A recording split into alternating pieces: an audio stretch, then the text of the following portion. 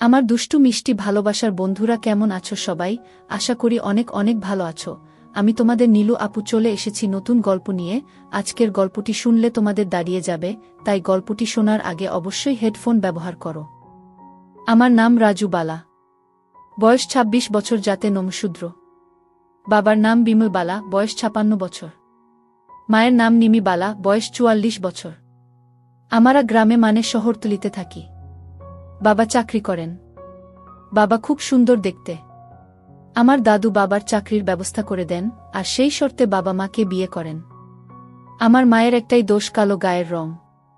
এমনি মা দেখতে অতটা সুন্দরী না, তবে দেখতে খারাপ নয়, শুধু রং কালো। বাবা মায়ের বিবাহিত জীবন ২০ বছর ভালোই চলছিল, কিন্তু সমস্যা হলো বাবার বদলি হওয়ার পরে। বাবা শিলিগুড়ি থেকে কলকাতা বদলি হয়ে আসেন। তারপরে বাবার খারাপ কাজ ধরা পড়ে যায়। বাবা দ্বিতীয় বিবাহ করছেন, যেটা আমরা জানতে পারি। বাবার দ্বিতীয় পক্ষের এক কন্যা আছে, যার বয়স এখন ১৭ বছর, ও আমার সৎ মা আছেন। তবে ওদের সাথে আমাদের এখনও দেখা হয়নি। বাবা মায়ের মধ্যে অনেক অশান্তি। বাবা বাড়িতে খুব কমই আসেন। আমার কাছে আমাদের চলার মতন টাকা দেন বাবা। তবে সত্যি বলতে কি, বাবা আমাকে ভীষণ ভালোবাসে, আমাকে ফোন করে। মা আমার কাছে এই নিয়ে অনেক দুঃখ করে বাবা এইরকম করেছে। আমার মা সত্যি খুব শান্ত প্রকৃতির। বাবার অন্যায় মুখ বুজে সহ্য করে যাচ্ছেন। ৬ মাস হয়ে গেল বাবা বদলি হয়ে এসেছেন, কিন্তু আমরা জানার পরে আর বাবা বাড়িতে রাত কাটানি। মাঝে মাঝে আসেন, কিন্তু থাকেন না। টাকা দিয়ে চলে যান। মা আমাকে শুধু বলে, তুই একটা কিছু করতে পারলে ওর টাকায় আমি খেতাম না। আমি অনেক চাকরির পরীক্ষা দিয়েছি, কিন্তু কোনো চাকরি হচ্ছে না। একদিন আমি চাকরির খোঁজে বেরিয়েছি, যদি কোনো সাধারণ চাকরিও পাই তো করব। ইতিমধ্যে মায়ের ফোন এলো আমার কাছে। মা বলল, তাড়াতাড়ি বাড়ি আয়। আমি বললাম, কেন? কি হয়েছে? মা বলল, তোর চাকরির লেটার এসেছে। আমি বললাম, আসছি। বলে রওনা দিলাম বাড়ির উদ্দেশ্যে। বাড়ি ফিরতেই মা আমার হাতে চাকরির লেটারটা দিয়ে বলল, বাড়ির কাছেই তোর চাকরিটা হয়েছে। আমি বললাম, ওমা, কি আনন্দ, কাছেই বাড়ি থেকে যেতে পারব। মা বলল, ভগবান আমার মুখের দিকে তাকিয়েছে। আমি বললাম, মা, ১০ই জুলাই চাকরিতে যোগ দিতে হবে। মা বলল, ২ দিন পরে। আমি বললাম, বাবাকে জানাবো কি বলো? মা বলল, না, পরে জানাবি, আবার কি করে বসে, ঠিক আছে। আমি বললাম, ঠিক আছে মা, তুমি যা বলবে তাই হবে।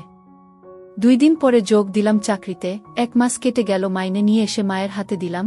মা সে যে কি খুব খুশি হলো বলে বোঝাতে পারবো না আমি। বাবাকে জানালাম, বাবাও খুশি হলো।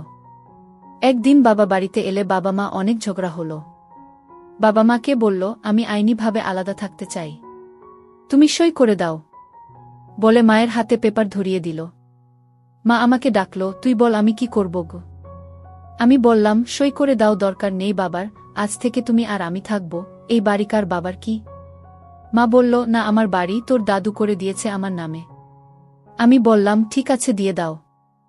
মা সাথে সাথে সই করে দিল। বাবা হাতে নিয়ে বলল, তোর সাথে কথা আছে।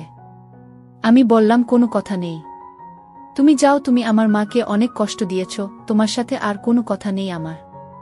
বাবা রেগে চলে গেল। মা কেঁপে কেঁপে কাঁদতে লাগল। আমি মাকে সান্ত্বনা দিলাম, চিন্তা করছো কেন, আমি তো আছি।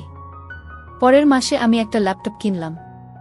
ও নিয়মিত নেট ঘাঁটতে লাগলাম এবং এই গল্পের সাইট পেলাম। সাথে সাথে আমার গল্প পড়ে আমার কি যে হতে শুরু করলো কি জানি।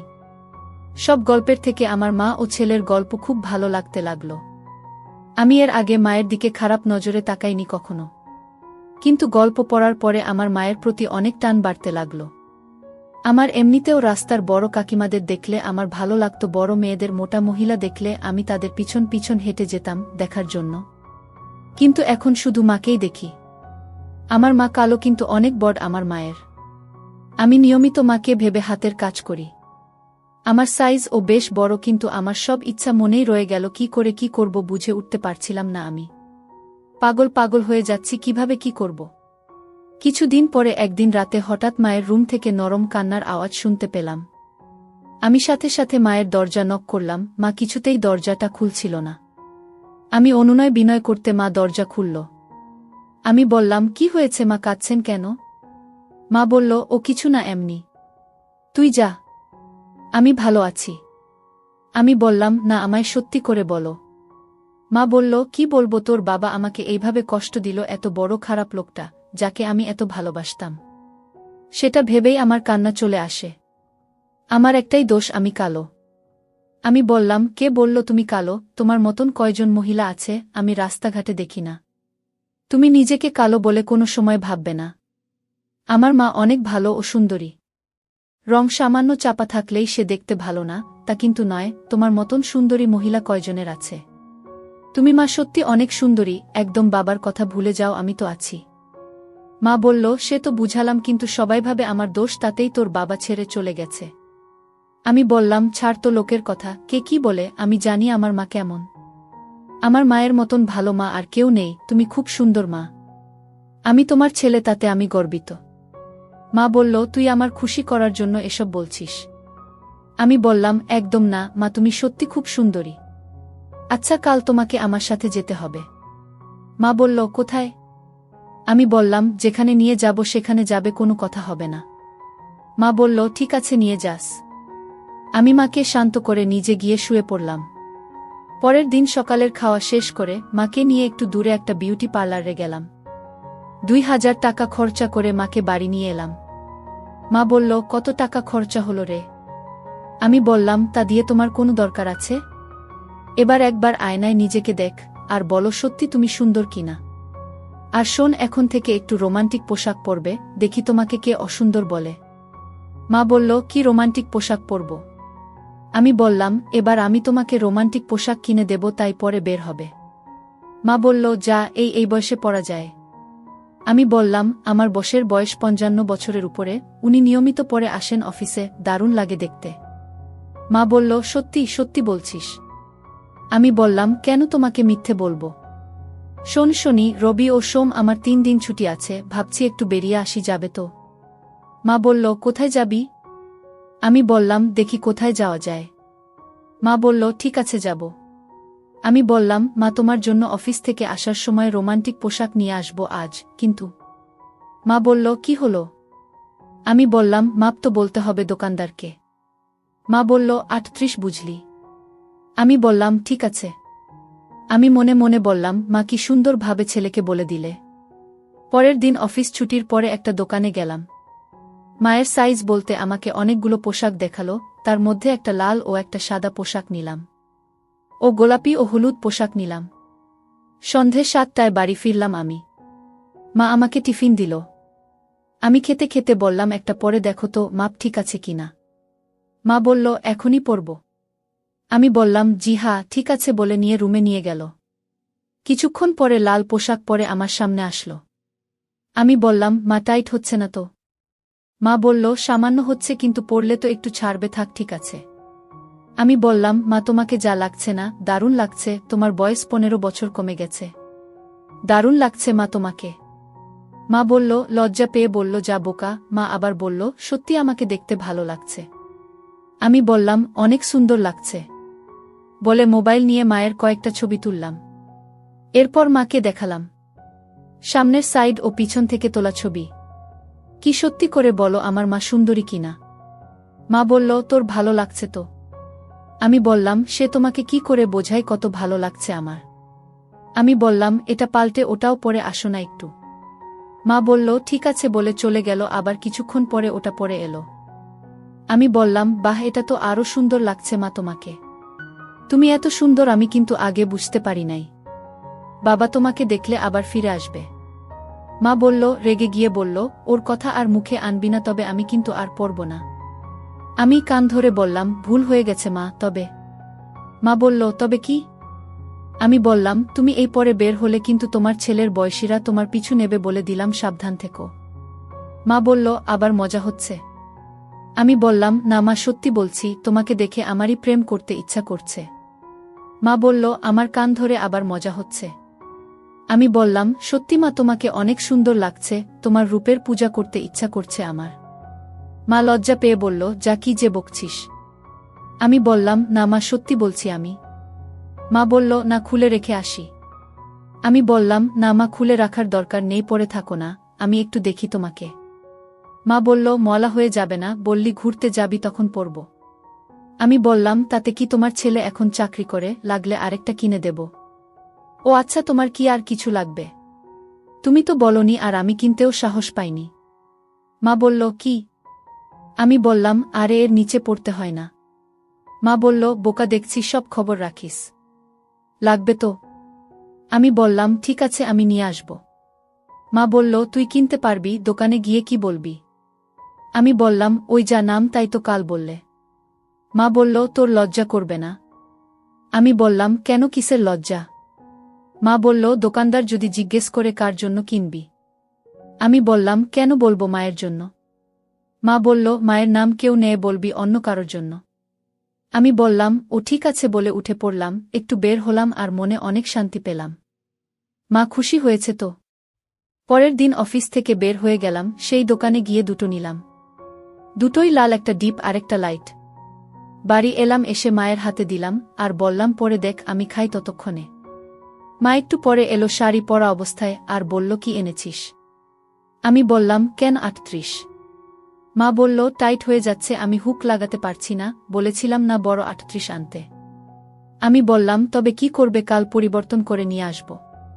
খুব কষ্ট হলো লাগাতে। মা আমার দিকে তাকিয়ে বলল, পরিবর্তন করতে হবে, 38 বড় আনবি। পরের দিন আবার পরিবর্তন করে নিয়ে এলাম। মাকে পড়তে বললাম। আমি বললাম, মা এবার ঠিক আছে? মা বলল, হ্যাঁ ঠিক আছে, সুন্দর হয়েছে। আমি বললাম, ছেলেকে একটু দেখাবে কি? মা আঁচল নামিয়ে বলল, দেখ, বলে আবার ঢেকে দিল। আমি এক পলক দেখতে পেলাম। দুই পাশে কি সুন্দর, আগ মনটা ভরে গেল। আমি বললাম, মা নিচের দুটো ঠিক আছে? মা বলল, হ্যাঁ, তবে এই যে মায়ের জন্য করছিস, বউ আসলে? আমি বললাম, মা আমি বিয়ে করব না, বাবা যেটা তোমার সাথে করছে, আবার যদি পরের মেয়ে তোমাকে কষ্ট দেয়, তাই ঠিক করেছি আমি বিয়ে করব না। আমি আর তুমিই থাকব। মা বলল, পাগল ছেলে, তাই হয় নাকি? আমি বললাম, কেন হবে না? আমি বিয়ে না করলে কে করাবে? মা ঘরে গিয়ে পরে এলো এবং বলল, কোথায় যাবি বললি না তো? আমি বললাম, চলো সারাদিনের জন্য কলকাতা ঘুরব, তুমি নিকো পার্ক, জাদুঘরে গেছ। মা বলল, না, কোথায় আর গেলাম, আর কবে গেলাম? আমি বললাম, সারাদিনের জন্য যাব আর রাতের খাবার খেয়ে আসব। মা বলল, ঠিক আছে, যাব। শনিবার যাব, কাল বাদে পরশু কেমন? আমি বললাম, ঠিক আছে, তাই হবে। শনিবারে আমরা দুইজনে, মা আর ছেলে, রেডি হতে লাগলাম। আমি জিন্স প্যান্ট আর টি শার্ট পরলাম। মা বলল, আমি কোনটা পরব? আমি বললাম, লাল পোশাক আর হলদেটা পরো। মা তাই করল। মা আর আমি বেরিয়ে 9:30টায় জাদুঘরে পৌঁছালাম, টিকিট কেটে ভিতরে ঢুকলাম। ঘণ্টা খানিক ভিতরে ঘুরে দেখলাম। তারপরে বেরিয়ে রেস্টুরেন্টে ঢুকে খাওয়া দাওয়া করে ট্যাক্সি নিয়ে 11:30টায় ভিক্টোরিয়া গেলাম। টিকিট কেটে ভিতরে ঢুকলাম আমরা। অনেক লোক আছে। আমরা ভিতরে সব দেখে বের হয়ে পার্কের দিকে গেলাম। সেখানে সব 2 জন করে বসে আছে। আমি মাকে বললাম, বসবে? মা বলল, হ্যাঁ চলো একটু বসি। আমি পুকুরের পাড়ে চলে গেলাম, কোনো বেঞ্চই ফাঁকা নেই। এক কোনায় একটা ফাঁকা পেলাম, গিয়ে বসলাম। সব বেঞ্চে যা হচ্ছে তা বলে বোঝাতে পারব না। মা একটু লজ্জা পেল, এদিক ওদিক দেখছে, আবার আমার দিকে তাকাচ্ছে। আমি বললাম, মা এখান থেকে যাবে নাকি? মা বলল, কোথায় যাব, এখন তো খুব গরম, আর একটু সময় বসি তারপর যাব। আমি বললাম, ঠিক আছে তাহলে বস। মা বলল, নিরিবিলি জায়গা কিন্তু। আমি বললাম, কি কিন্তু বলো? মা বলল, না, এই যা হচ্ছে তাই বলছি। আমি বললাম, কি হচ্ছে? মা বলল, দেখতে পাচ্ছিস না কি হচ্ছে? আমি বললাম, ওদের কাজ ওরা করছে, আমাদের কি? মা বলল, সে ঠিক আছে, দেখ ওইদিকে কোনায় এক বয়স্ক মহিলা আর একটা ছোট ছেলে কি করছে, এটা ঠিক না। আমি বললাম, বাদ দাও তো, ওদের মধ্যে কি সম্পর্ক আমরা জানি। মা বলল, বয়সের একটা ব্যাপার আছে তো। আমি বললাম, ভালোবাসা করতে বয়স লাগে না, মনের মিল হলেই হলো। মা বলল, তা ঠিক বলেছিস। আমি বললাম, চলো একটু হাঁটি ওই ঝোপের পাশ দিয়ে। কি সুন্দর ঝাউয়ের ছোট গাছ, বেশ সুন্দর। মা বলল, যাবি, চল তাহলে। আমরা পাশের দিকে যেতেই যা দেখলাম, ও এখানে এসবও হয়। আমার লজ্জা লাগল। আমি আগে, মা পেছনে আস্তে আস্তে হাঁটছিলাম, মাও দেখল। আমি ওদের পেরিয়ে মাকে বললাম, কি হচ্ছে এসব, না আমরা কি বেরিয়ে যাব? মা বলল, যাবি, তবে এখন আর কোথায় যাব? আমি বললাম, নিকো পার্কে। মা বলল, ওখানে ও এরকম হবে না, তার কি কোনো মানে আছে? আমি বললাম, সেটা অবশ্য ঠিক বলেছ। তবে কি আর করি, চলো একটু ঘুরি বলে মায়ের হাত ধরে হাঁটতে লাগলাম। আমি দেখছি মা ও দেখছে। মায়ের হাত ঘামছে। আমি বললাম, মা কি হলো, এত ঘামছো কেন? মা বলল, যা গরম না ঘেমে উপায় আছে। আমি বললাম, তোমার পোশাকটা প্রায় ভিজে গেছে। মা বলল, না রে, এমনি গরম তাই। আমি বললাম, তাহলে এক জায়গায় বসি। মা বলল, কোথায় বসবি? আমি বললাম, এখানে বসি বলে একটা গাছ তলায় বসতে গেলাম। মা বলল, না বসতে হবে না, বাড়ি চলো, ট্যাক্সি ধরে। আমি বললাম, ঠিক আছে, তো দুপুরের খাবার? মা বলল, বাড়ির কাছ থেকে বিরিয়ানি নিলে হবে। আমি বললাম, ঠিক আছে চলো, সোজা বেরিয়ে ট্যাক্সি ধরে বাড়ির উদ্দেশ্যে রওনা দিলাম। মা চুপটি করে বসে আছে, কোনো কথা বলল না। 1 ঘন্টা 20 মিনিট লাগলো বাড়ি আসতে। দুইজনে মিলে বিরিয়ানি খেলাম। আমি মাকে বললাম, মা তুমি কি আমার উপর রাগ করেছ, কোনো কথা বলছো না? মা বলল, না রে, কেন রাগ করব, আমার আসলে ভালো লাগছিল না বলে জোরে কেঁদে উঠল মা। আমি বললাম, মা কি হলো, কাঁদছো কেন? মা বলল, ওইখানে তোর সাথে না গিয়ে আমার যাওয়া উচিত ছিল তোর বাবার সাথে, আর সে আমাকে ছেড়ে অন্যকে নিয়ে মজা করছে। আর কিছু না বাবা, তুই আমার লক্ষ্মী ছেলে, তোর উপর রাগ করতে পারি, তুই আমাকে খুশি রাখার জন্য অনেক চেষ্টা করছিস। আমি বললাম, মা তোমাকে বলেছি না বাবাকে ভুলে যেতে, ওনার কথা আর মাথায় আনবে না। আমি বললাম বলে সেদিন আমাকে বকলে, আর আজ বাবার কথা ভেবে কাঁদছো তুমি। আমি বলেছি তো বাবার অভাব আমি পূরণ করব, তোমার যখন যা লাগবে আমাকে বলবে, আর তুমি বাবার কথা ভেবে মন খারাপ করছো, এটা ঠিক না মা। মা বলল একটু হেসে, আমার ভুল হয়ে গেছে লক্ষ্মী, আমাকে মাপ করে দে। আমি বললাম, ঠিক আছে ঠিক আছে, ভেবেছিলাম কিছু কেনাকাটা করব, তা আর হলো না। মা বলল, কি আবার কেনাকাটা করবি? আমি বললাম, তোমার জন্য শাড়ি ও গয়না কিনব ভেবেছিলাম। মা বলল, কি গয়না? আমি বললাম, একটা নেকলেস। মা বলল, সত্যি বলছিস? আমি বললাম, তবে কি মিথ্যে তুমি মুখ কালো করে চলে এলে? মা বলল, সন্ধ্যার পরে চল। আমি বললাম, যাবে তো? মা বলল, হ্যাঁ যাব। দুইজনে সন্ধ্যার পরে দোকান থেকে একটা নেকলেস নিলাম ও মাকে শাড়ি কিনে দিলাম বাড়িতে পরার জন্য। সব কিনে বাড়িতে এলাম 9:30টার সময়। সামান্য বৃষ্টি হচ্ছিল, আশেপাশে নিঝুম রাত। আমি তরকারি আর রুটি নিয়ে এসেছি। মা বলল, আগে খেয়ে নেই, তারপর দেখা যাবে। আমি খেতে খেতে বললাম, আর বাবার কথা মনে করবে না তো? মা বলল, না করব না। মা বলল, তোর বাবা আজ পর্যন্ত কোনোদিন একটুও গহনা আমাকে দেয়নি। আমি খুব খুশি রে। খাওয়া শেষ হতেই বললাম, এবার একটু পরে দেখাও আমাকে। মা দেখাচ্ছি বলে সব হাতে নিয়ে বলল, আমার ঘরে আয়, ওখানে বসে পড়ব। আমি বললাম, চলো দাঁড়াও, বাইরের সব বন্ধ করে দেই, তুমি গিয়ে পড়তে লাগো। আমি গেট বন্ধ করে আলো নিভিয়ে লক করে মায়ের ঘরে গেলাম। মা এবার ব্লাউজ পরল, তারপরে শাড়িটা পরল, সব শেষে নেকলেসটা পরল। আমি মাকে দেখে যাচ্ছি, কি সুন্দর লাগছে মাকে। মা আমার সামনে দাঁড়িয়ে কোনো কথা না বলে চোখ দিয়ে জল ছেড়ে দিল। আমি উঠে দাঁড়িয়ে মাকে বললাম, মা কি হলো? মা বলল, তুই আমাকে এত ভালোবাসিস। আমি বললাম, আমার মাকে ভালোবাসব না তো কাকে বাসব? আমি তোমাকে বাবার কথা কখন ও মনে আনতে দেব না। বাবার মতন তোমার সব চাহিদা পূরণ করব। তুমি শুধু আমাকে বলবে এইটা কর, দেখবে আমি করি কিনা। মা আমাকে ধরে কেঁপে কেঁপে কাঁদছে। মা একদম কাঁদবে না, এখন তোমার আনন্দ করার দিন, তোমার ছেলে বড় হয়েছে, চাকরি করে গি। আমি মাকে আরও ধরে নিলাম। আমি বললাম, ও মা এবার থামো তো দেখি বলে মায়ের চোখের জল মুছিয়ে দিতে আমি এই সুযোগে আর বললাম, মা তোমার আর কিসের অভাব? মা বলল, আমার আর কোনো অভাব নেই রে। আমি বললাম, তবে এখনও কাঁদছো কেন? আমি বলছি না তোমার সব অভাব আমি পূরণ করব। শুধু একবার মুখ দিয়ে বলবে, আমি সব করব। সে যদি খারাপ কোনো কাজও হয় আমি করব, কথা দিলাম মা তোমাকে। যাবতীয় কাজ, খারাপ কাজ ও কিন্তু তোমার চোখের জল আমি দেখতে পারব না। কথা দাও, যা লাগবে বলবে, বাবার সব অভাব আমি পূরণ করব। মা আরো জোরে জোরে কেঁদে উঠল। আমি বললাম, ওমা মা কি হয়েছে বলো আমাকে, আমার কথায় কষ্ট পেয়েছ? মা বলল, না রে রক্ষীটি, আমি এত সুখ কি করে পেলাম সেটা ভাবছি। আমি বললাম, তবে আমাকে কথা দাও, তোমার যা লাগবে আমাকে বলতে দেরি করবে না। বলেছি না, সে যদি কোনো লোক সমাজে না বলা কাজ ও হয় আমি করব। কিন্তু আমি তোমাকে অসুখী থাকতে দেব না। বলো মা, আর কিছু লাগবে আমাকে বলো। পার্কে গিয়ে তোমার যা অবস্থা হয়েছিল, আমার ভয় করছিল, এত ঘেমে গিয়েছিলে। মা বলল, ও কিছু না, হঠাৎ চোখে পড়েছিল তো তাই।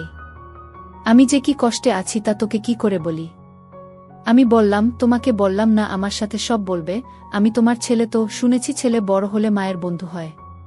তো আমাকে বললে না কেন? মা বলল, তবুও সব বলা যায় না রে। তোর বাবা আমাকে ছেড়ে দিয়েছে 10 বছর হলো। এ ব্যথা কাকে বলবো বল।